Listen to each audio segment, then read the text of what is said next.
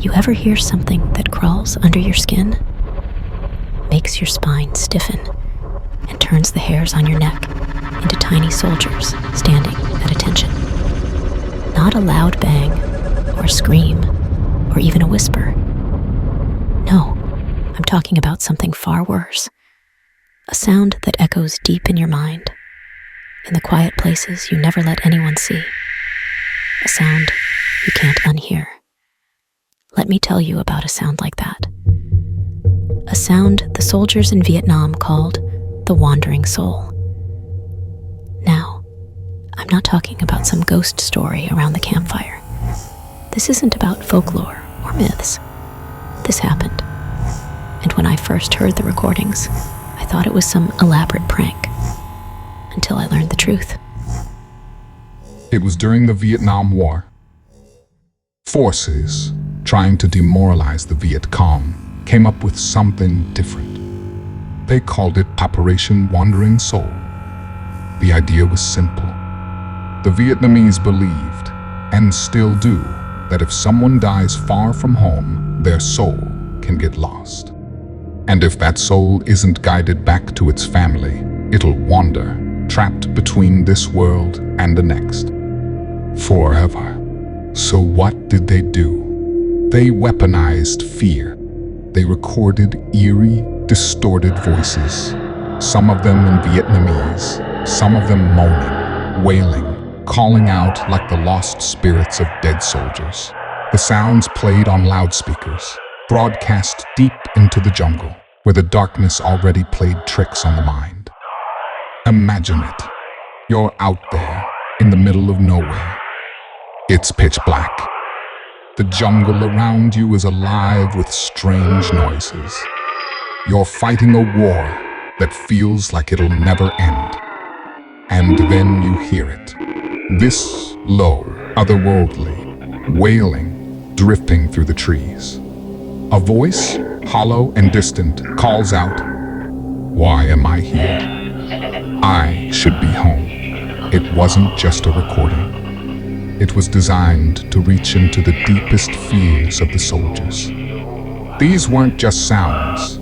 They were the sounds of lost souls, wandering forever. And it worked.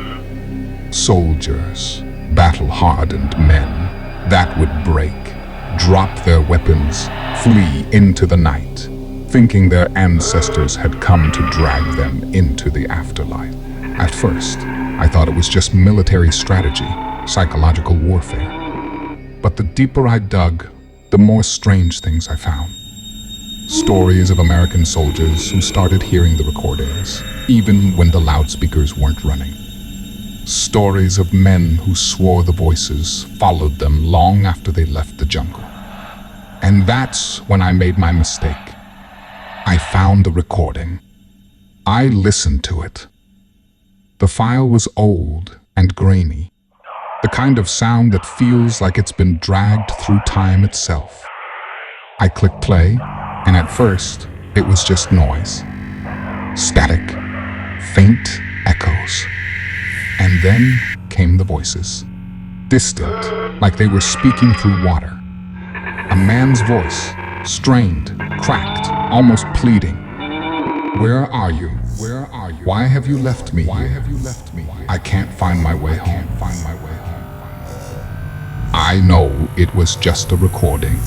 I know it was created to play on the minds of soldiers. But as I sat there in the darkness, listening, I started to feel it. The cold, the weight, like something was pressing down on me, sitting just behind me in the shadows. I turned it off. I thought that was the end of it. But the thing about sounds like that, they stay with you. They linger. That night, I could still hear it. A low, constant hum, somewhere at the edge of my perception. I thought maybe I had just spooked myself, so I went to bed. But the voices didn't stop. They were there, in the dark, whispering, faint at first, then louder, closer.